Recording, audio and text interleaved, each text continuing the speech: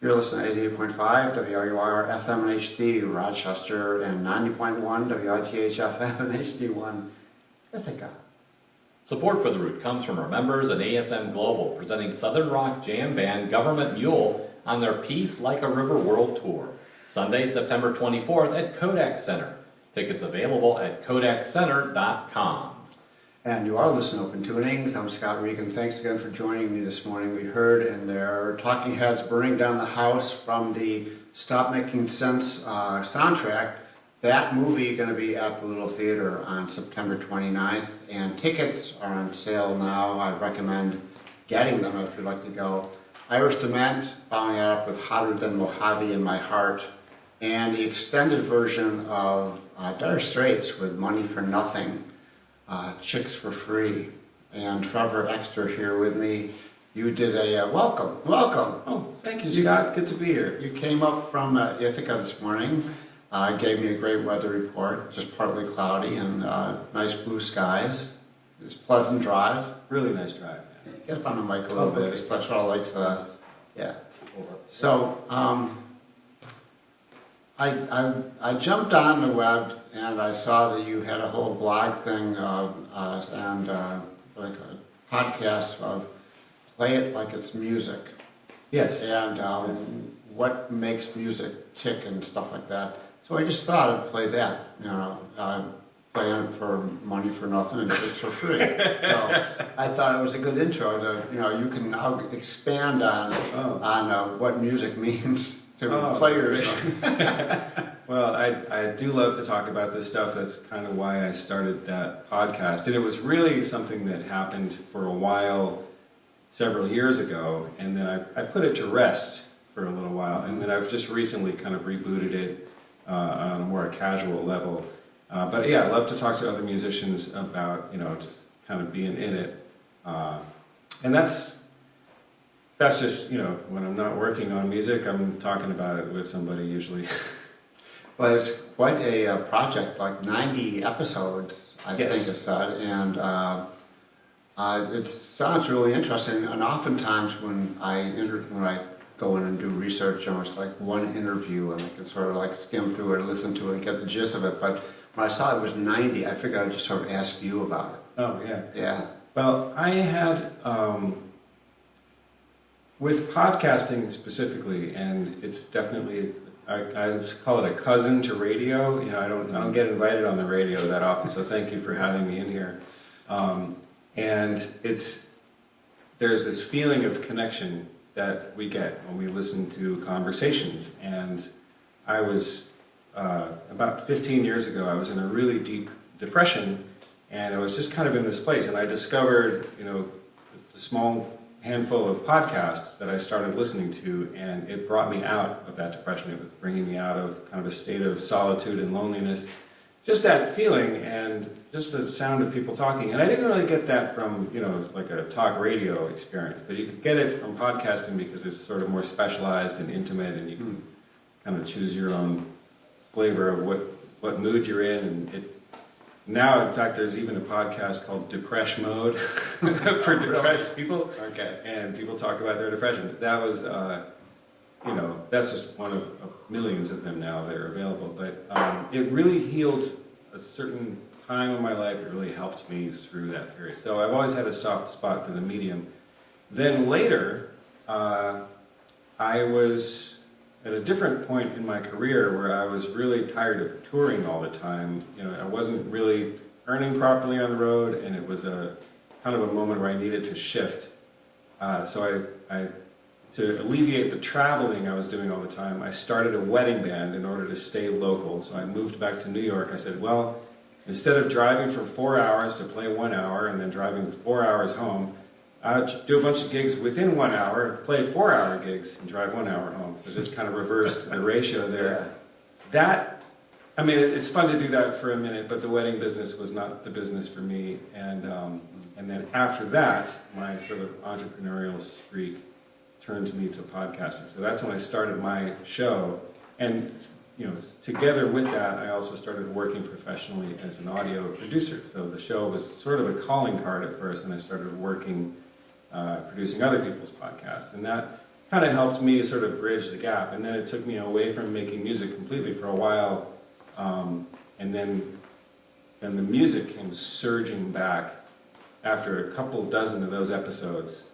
I just couldn't stop myself, and the creative flow took a much stronger tack from that point forward. So doing the podcast really kind of, it helped me just to have, anyone can, meet someone at a club or a bar or a show and start chit-chatting, and you can talk sort of in those circumstances, but to set up microphones and record an intentional conversation, that's just one level removed from the casual conversation you might have on the sidewalk. What ended up being a really valuable experience, because I could chase down, not just colleagues, but mentors and heroes as well, and they would be into it, and we could have a conversation. And I don't go out as a journalist. That's not that's not my practice. I'm just a guy who does it too, so we could have that sort of fellowship conversation. We ran 80 episodes of it, and now I'm starting to do more of them, so who knows how many more there will be. It's been a good sort of complement to the creative practice, which for me has been, I've definitely been on a hiatus from performing shows for about 8 years now, and coming out of that hiatus with some East Coast dates this fall, and it's just been a really great sort of preparation for that. Yeah. I should have prefaced this whole conversation with the fact that you're playing on Monday night at Downstairs in Ithaca. 3 consecutive Mondays, sort of the beginning of your tour for the East Coast, going through November. You can find out more about all that and find out more about the podcast and stuff, I think, at your website, TrevorExter.com. TrevorExter.com, yes, it's a mouthful, I know. It's a mouthful, yeah. Anyway, I have to say, I'm still thinking back on you playing along with the Dire Straits song. Before we went on the air, you got this great guitar part going, and it was some...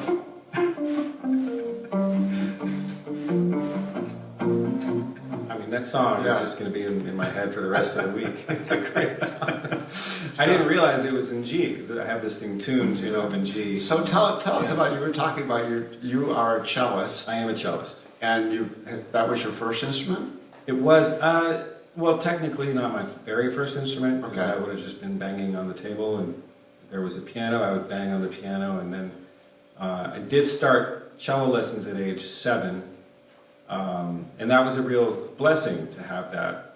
In Ithaca, there's a lot of stellar musicians and musicianship just in the town. It's not the only town, but it's one of the towns where that is there.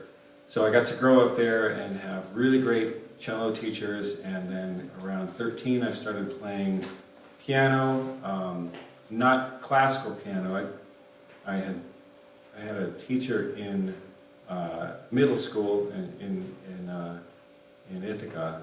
His name was Fee Nunn, and he taught me how to play the blues on the piano and how to jam and how to kind of play songs, and kind of a freer, more mainstream way of playing, and a lot less technical and high maintenance than classical work was. So for a while I had both of those going, and I really went deep into piano.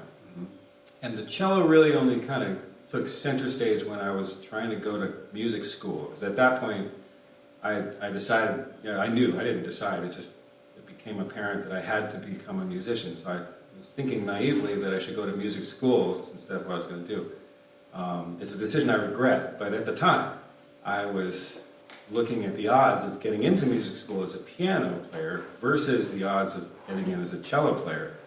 And you got much better chances as a cello player because they need you to fill out the orchestra. Whereas if you're a pianist, they'll let you in, but and there's a lot of work for piano players too. But I was just not prepared pianistically for music school. And cello, I was actually, I wouldn't call myself an advanced cello player even now, but at the time, it seemed an easier shot to get into school. So I just wanted to be in the environment where everybody was doing music, and cello became the ticket. So 16, 17, I started really working hard, and then I auditioned, I got in somewhere, and I started studying. So you knew that early, huh? 15, 16? Yeah, it was really from 13 that Yeah. it was just this kind of gravitational falling in love occurrence where, things aligned for me. And I wouldn't say it was an easy feeling, because it's still a lot of work to do music, even if you are talented and even if you have opportunities. It's hard to do. And I'm not the best studier and practicer, so it's not like I was rocking it on the scene and playing a lot and working a lot. I was just really passionate about doing it. I would come home from school, and instead of doing my homework, I would just sit at the piano and play. I wasn't building my repertoire or doing any professionally minded things. I was just playing, kind of for therapy, really. I wouldn't have called it that at the time, but there was a real self-soothing aspect to my music making that is still a huge part of my process, although I have, become professional since being a teenager. But it was kind of a roundabout road. So did you've been an accompanist as well as a solo performer, correct? Yes. So as a cello player, that's a good question. Yeah.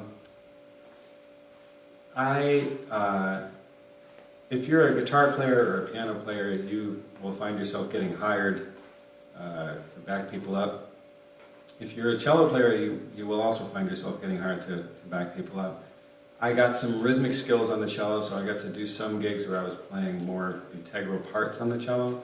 But usually when you get hired as a cello player, they just kind of want you in the mix for decoration. You're not really playing, important lead parts or rhythm parts.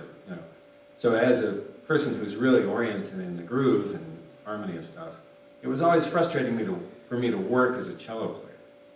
And adding to that, I had more that I wanted to do musically than I was allowed to do in those circumstances.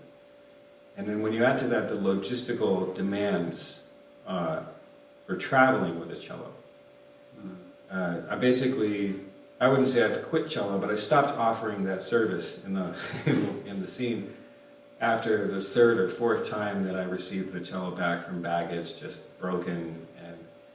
I can hear a number of sympathetic cello players out there sighing. No, it happens to guitar players too. The airlines are not the place to be if you're an instrument. But what a feeling that must be to go to baggage and find your cello. Absolutely again. Devastating. Absolutely devastating. But also hugely inconvenient. So if you're at the airport and you have a gig that night, somewhere on the way to the gig, you have to locate a luthier shop that's available to help you, and he can glue your cello back together and set the sound post back up or do something. I know a few of those things, but sometimes the damage would be so extreme I would just have to find another cellist in town, maybe a friend of a friend of a friend who is willing to let me use it that night because they've been in the same situation in some other town themselves. They know what it's like. So there is always a network of cellists to tap into when that happens, and it happens with a lot of regularity. And I just got so tired of that. So I bought a Telecaster 2 years ago after a gig. The last gig I played as a cello player, which won't be my last gig, but just for now, I'm in guitar season, and I bought a guitar a couple of years ago, and I've just been just taking all of my cello materials. I have albums of it, many, many songs, as well as my favorite music in the world, which is the Bach cello suites. And you play that on your guitar now? Yeah, well, I tune the guitar. Here's the tuning. We're on open tunings, so we'll talk about the tuning. Okay. A cello is tuned in fifths, so the low string on a guitar will be a low E string, that note an octave down, and then C an octave down from this is the lowest note on a cello. So when I started, I just got a really fat string and played a low C string, and it's fun to do by yourself, but if you're getting with a band, the bass player is going to be sort of feeling you encroaching on it. It's not going to be friendly in a register sense, and then when you go to mix it, it's going to sound really muddy. So just strategically, I took that one low string and I made it.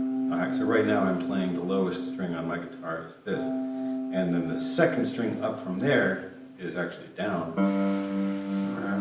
So that's the G string. And then, I don't want to get too nerdy on the radio, but so the thing that really inspired me to go and commit to this was reading Keith Richards' autobiography, Life, big, thick book. And about a third of the way into that book, he tells this story about how he discovered his tuning and all of the riffs and success that came from him changing his tuning really kind of held the Rolling Stones sound together. He is the cohesion behind that sound. Of course, the whole band is the whole band. Keith Richards is the... and his tuning ended up being open G tuning, 5-string, like the banjo tuning. There's this great story in that book where, you know, he's on the road in the States early in the Stones' career, and Ike Turner is on the bill at the same place and kind of corrals him and semi-threatens him and says, "You got to show me that 5-string stuff you got." He didn't say the word stuff, but you can guess. And if you can imagine if you're a young Keith Richards thinking like, "Oh, this is I guess I made it now if my own heroes are threatening me if I don't show them my secrets." So that story was kind of cool in the book, and it wasn't until a decade after I read that book that I went back and asked, you know, Google what the actual tuning was, and I realized that it's the same tuning. So, third part of the tuning story, and just to not spend the whole day on it because I could. A normal cello is going to sound like in fifths, so the low string is not low on my guitar, but it would be. Those are sort of the open strings of a cello. Now, the way I play my material on the cello is with a lower A string. So I have a G string and another G string. So I started tuning my cello like this in 2008. Not because of the economic crisis, but coincidentally at the same time. And all of my songs on cello kind of sit there. So I pick up the guitar and I'm just learning how to play, you know, my material, and then also for practicing I'll work on Bach because that's just a wonderful place to live. You know, all the suites, but this was the most recognizable one.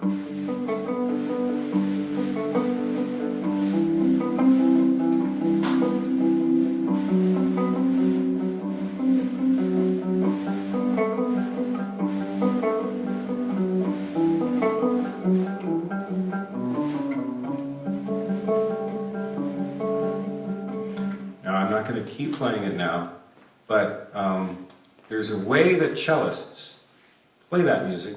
First of all, because it was written for cello, but there's a way that guitarists play that music that is very different from the way cellists will approach that music, simply because of the nature of the instrument. First of all, Segovia started playing the Bach suites. He changed the keys, so that piece on guitar is actually in D.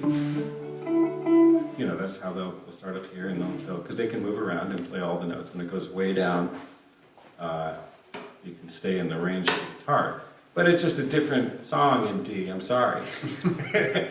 Not only that, the way of approaching the fingerboard on guitar is very, a lot of the things that are easy on the guitar are very, very difficult on cello, and vice versa. And also the gifts you get from the guitar are very different from the gifts you get, like once you've done the work, the gifts you're getting back from achieving the ability to play. Once you get to that level where you're actually playing the cello, after you figure out how to play a sound at all and make a decent sound and make the note be in tune and get your fingering straight and all of the movements you have to learn to just phrase music on the cello, it's a lot of work. It's like learning ballet or something. Just huge amounts of development. Once you get there, there's this fluid, almost like a dance-like movement sensibility that is just informing the music, because the cello, the physical circumstance of being on the cello, which is different from the physical circumstance of the guitar.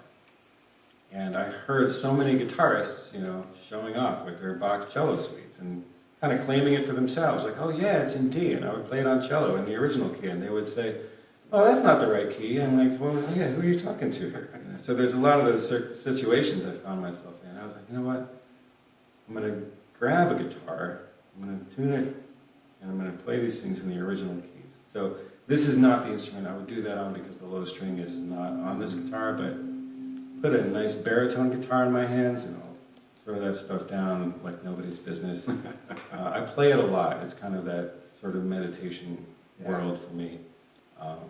But the songs I play now are as much as I'm informed by Bach, and that's really my first love. I was going to ask you about the songs you play now. Yeah, like if someone came on Monday night to see you play, you write your own songs? You have? I do. I write a lot of songs.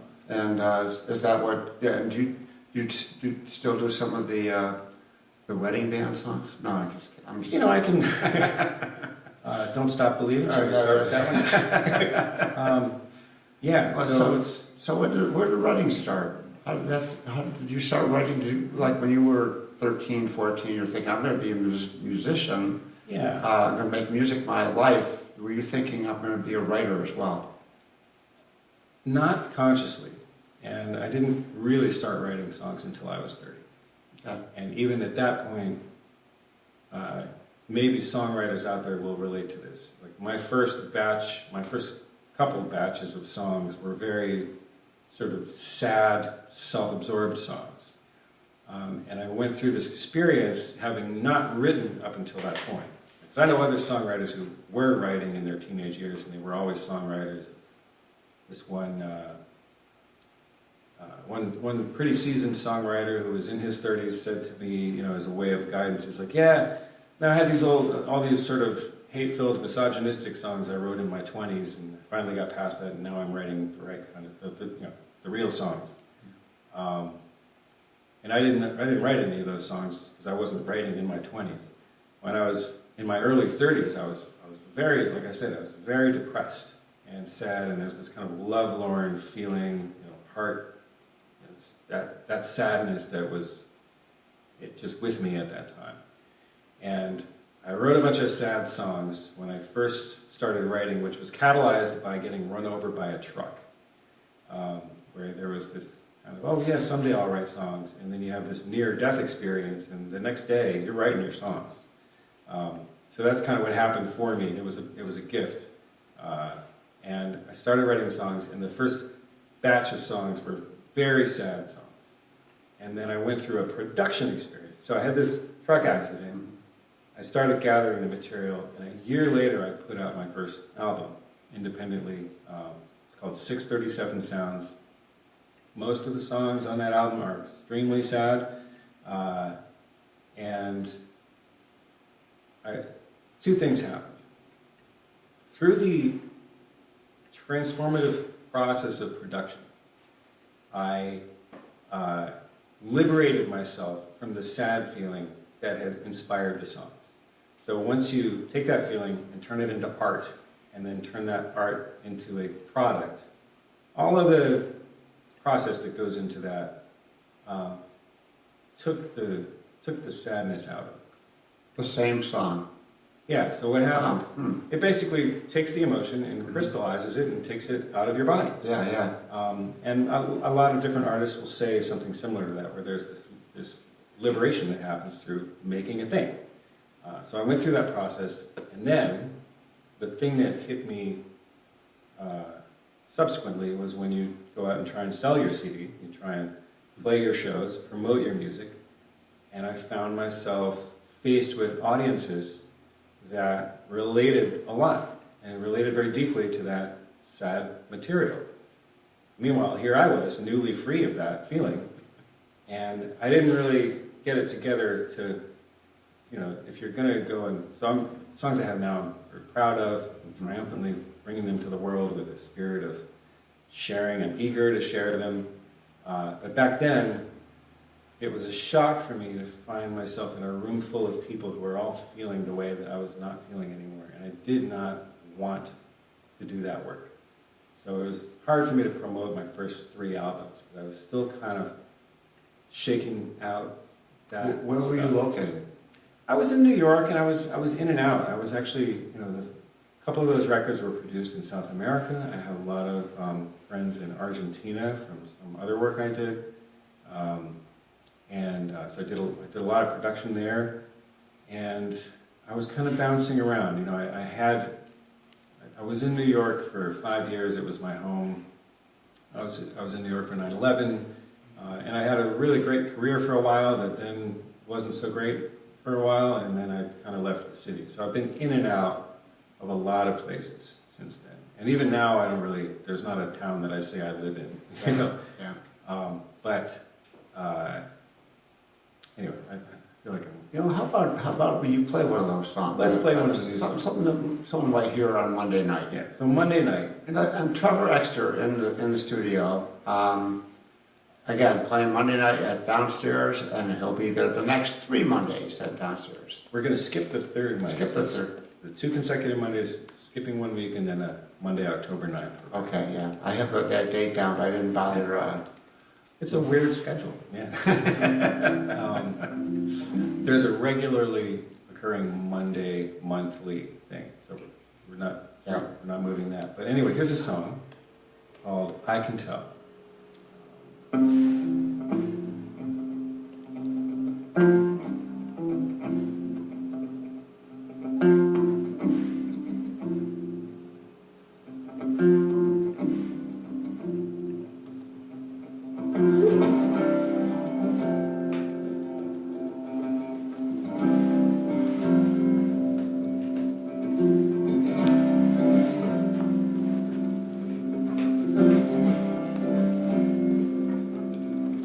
This time it's not for good, I can tell.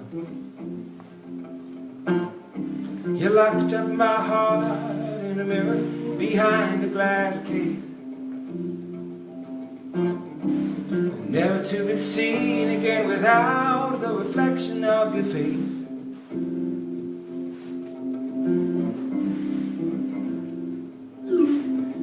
The spots collect now in clusters like cigarette burns, one for each time I betrayed myself, but this time it's not for good. And I get out of this mess if it's the last thing I do.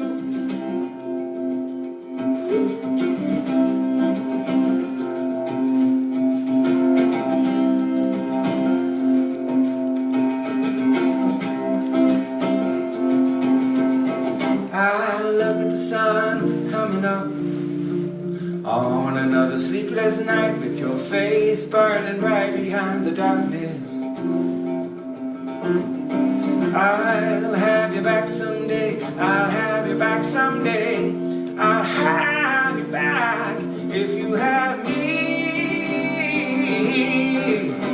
This time it's not for good, I know we just misunderstood. This time it's not for good, I can tell, I can tell, I can tell.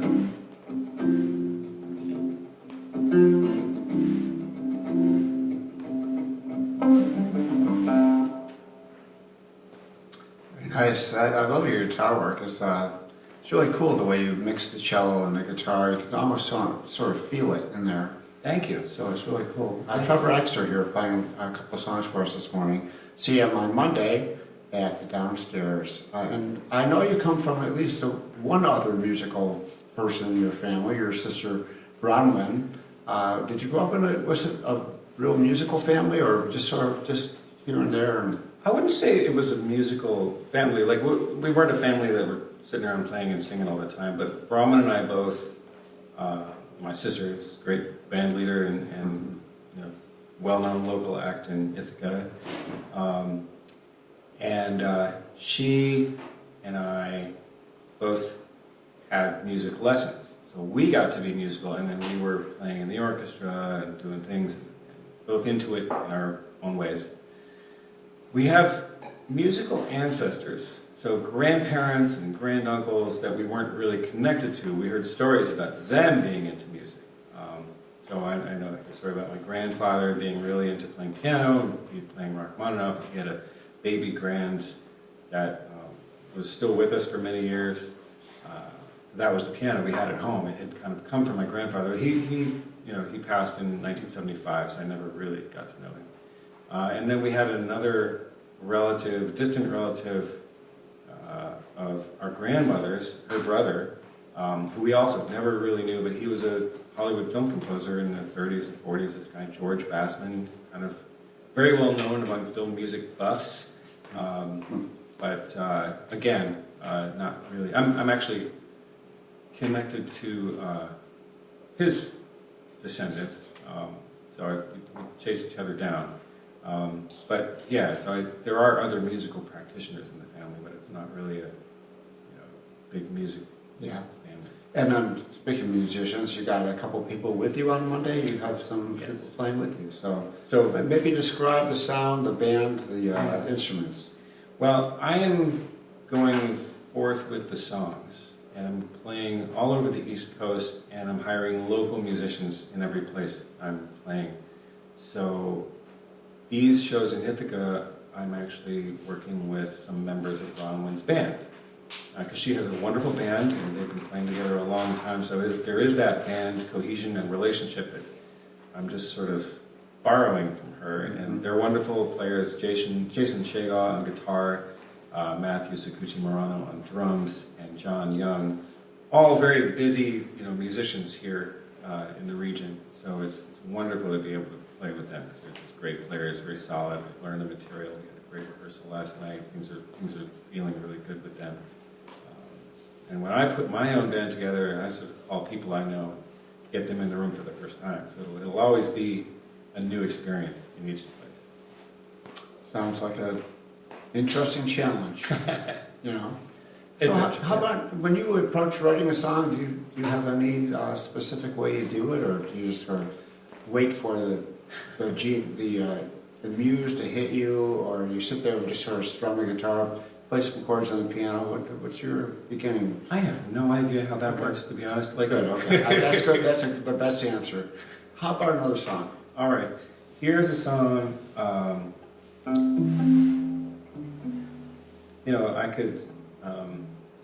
I'll play this song, and I won't go into detail about how it was written, but it's one song that I could sort of trace the process I went through.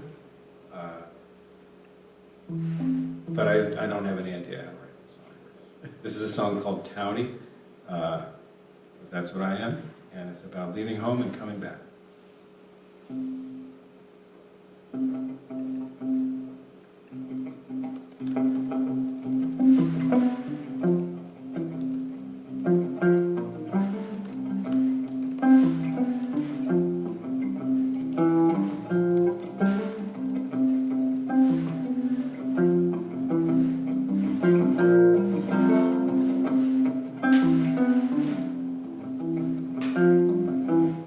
Found a dusty box and knickknacks in the barn.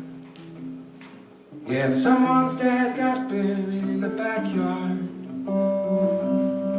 I'm about as far away from the sun as I'll ever be, with no heart to run to a future I can't see.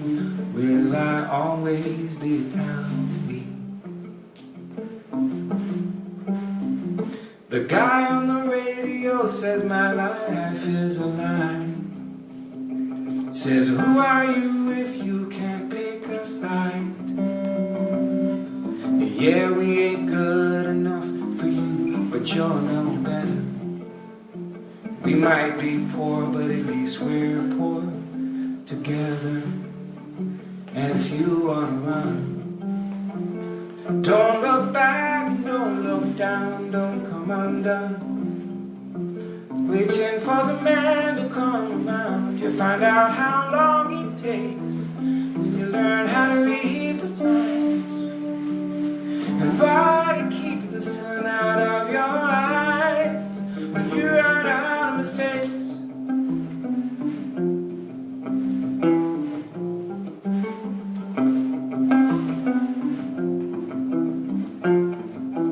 Subway rails drown out the screaming in my shell, and the pretty girl's always talking to someone else. You take what you can get with a curbside cigarette, You live for the show, go and get stoned, try to forget that you're alone. And if you wanna run, don't look back and don't look down, don't come undone. Waiting for the man to come around, you find out how long it takes when you learn how to read the signs. And why to keep the sun out of your eyes when you run out of mistakes. You run out of mistakes. You run out of mistakes. Whoa, whoa, whoa.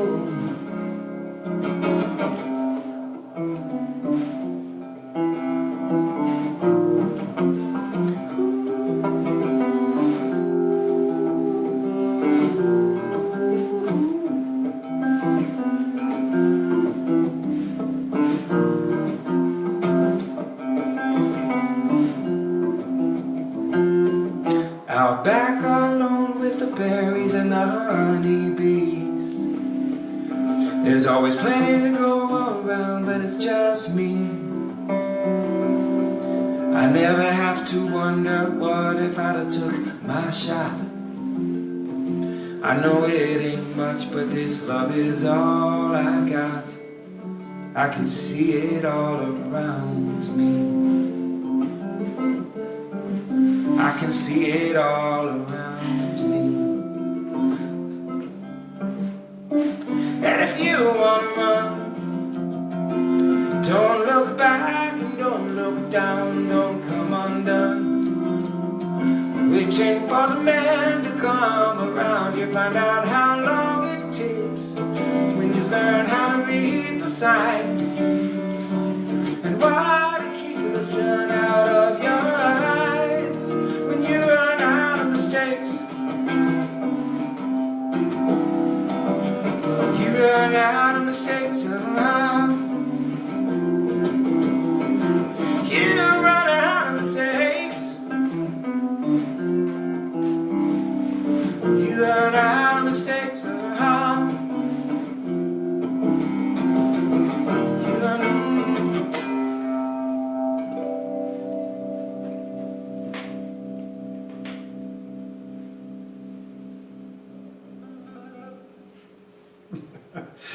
Trevor Exter, once again playing live for us this morning. He is at the Downstairs in Ithaca on Monday with a couple extra musicians along with him. It's really beautiful guitar work. It's not like you go to see someone. I had someone on yesterday, I think, and they were talking about playing their cowboy chords, and of course, there's nothing wrong with that. I mean, I remember when I first Big fan of cowboy chords. I first started playing guitar, and someone showed me how to play a G chord, and it was just really simple. I think, wow, this is pretty simple, and then I played it. It was like, wow, it's like real music, it was magical to me. Just one chord, the first chord, and I played it. It was many years ago, but. And I watch what you're doing here. It's so much different than that. It's really cool. Well, I should finish the tuning story, actually. Okay, finish the tuning story. The thing that crystallized my intention to do this, after decades of being a cello player, I wouldn't call myself a frustrated cello player, but there was a part that was just not addressed through being a cello player. As much as I was doing on the cello, and still do, I still have them, I still play them. But I'm really sort of known in the cello community as being a guy who doesn't do it the normal way. I play plucking, I play rhythm, I play chords, I sing songs. There's the whole thing. Plenty of us do it that way, but I'm one of them. And then always kind of if you're interested in rock and roll and playing in bands and getting on the in the song mainstream world, cello is just not featured in that world in the way that the guitar is. And there's a reason for that. Sonically, it doesn't cut as much. And there's also this psychology that sort of creeps in like a mold over time, where you kind of get used to being the person who's not really a part of it. You're in it, you're there, you're definitely necessary, you're warming up the mix for everything else. And it's really magical, the sound of a cello. But it's usually in the back of something else or underneath something else. And even in the orchestra, usually if you look at an orchestra, you'll see that the cello is supporting the melody and the violins or the oboes, or the cello is adding weight to the bass section. You know, there's all of these important things that the cello supports. So we are supportive. It's a support sound. And there's a lot of instruments that kind of play that role. You know, a lot of R&B, you hear the Fender Rhodes kind of in the mix, warming up everything else, not really taking up a lot of attention. You know, B3 organ, a lot of, you know, depends on who's playing it, of course, and how. But pedal steel, you know, there's this, of course you notice the pedal steel. It's an amazing sound and magical and lush and full of all this dimension. And a lot of times you can hear a pedal steel just in the background, helping things along profoundly, without really taking a lot of space and attention for itself. So cello is kind of in that category of instruments. And then on the other side, you got Keith Richards. You got the Stones. You have all of the thousands of guitar players who have made an amazing mark. Do a Stone riff. Well, so yeah, I have this. I made that connection with his tuning and my tuning. Yeah. So this is a normal cello. This is my cello, and then this is Keith. All without changing a thing on the instrument. So I can go from playing the box cello suites down here to playing, you know.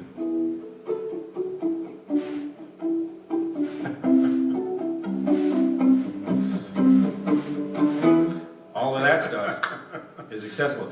Once I realize that, I go, whoa, this is a gold mine, because I can do all of the stuff that I love the most without changing a thing. How has it taken me this long to discover that?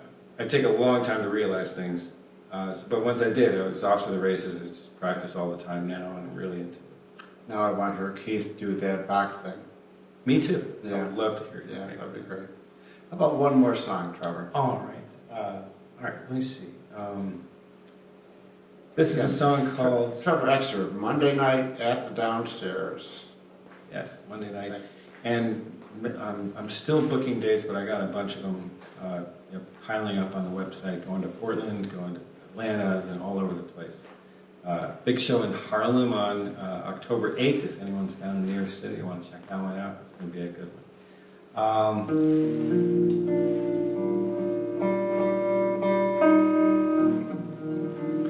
This one has a lot of lush chords in it. It's called It Ain't Easy.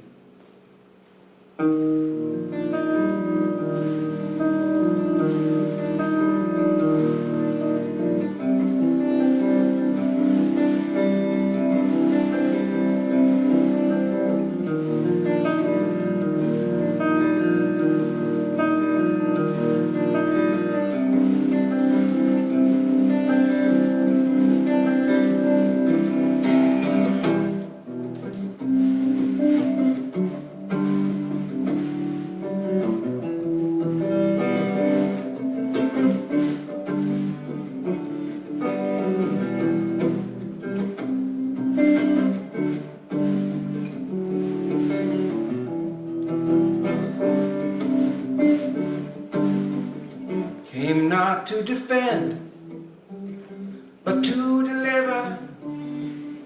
I don't do it for the money, but I don't do it for free either. Knocking cobwebs out of my career. All I'm not allowed to do happens here. Yeah, you were smart enough to get good luck when you were young. Me, I'm not so tough, but I'm singing my own song. And it ain't easy. Yeah, it ain't easy.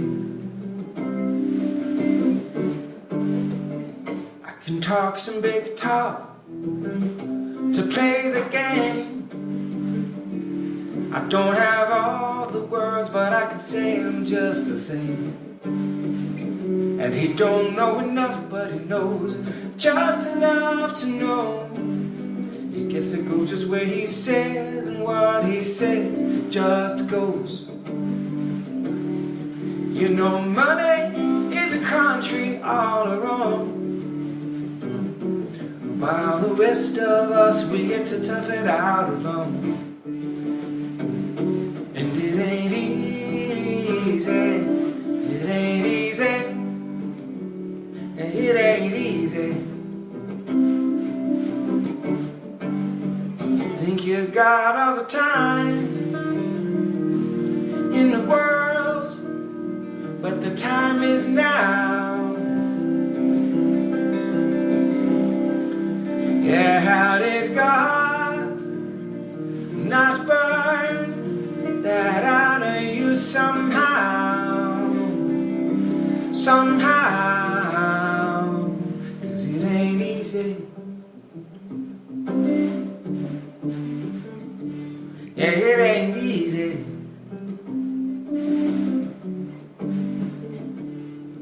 You know, money is a country on her own, while the rest of us, we get to tough it out alone. But we were smart enough to get good luck when we were young.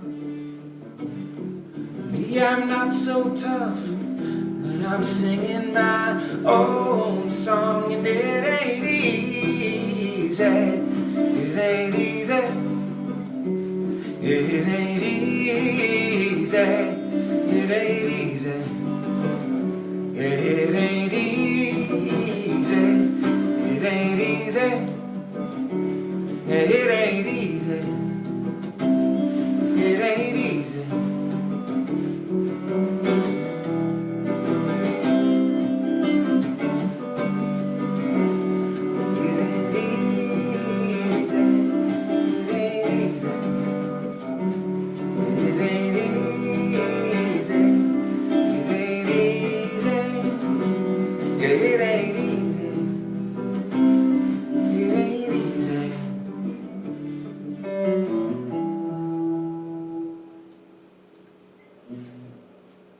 Great, Trevor. Really, it's really cool stuff. I love the way you play that stuff.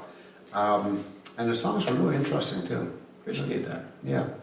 So have a really great run at downstairs on the Mondays, and a run up and down the East Coast, and you're back back up here. Come back up here before you leave. So Yes, well, I mean, my family is all up here, Yeah. so I'm always coming here. Yeah. And I'm always going other places too. I'm out on the West Coast a lot lately, but this is still home. Yeah, so TrevorExter.com is the website where all the tour details in, and then the podcast is Play It Like It's Music. You can just find that at PlayItLikeIt'sMusic.com. and once you get into that, you can't stop. So I can. do it quickly. Do it. Jump in there now. It's really a cool collection of conversations. Thanks so much for making the trip up here. Have a great tour, and just wonderful playing. Thanks, Scott. It was a lot of fun. I really appreciate the invitation. Thanks. This is Shelby Lynn. Anyone who ever loved could look at me and know that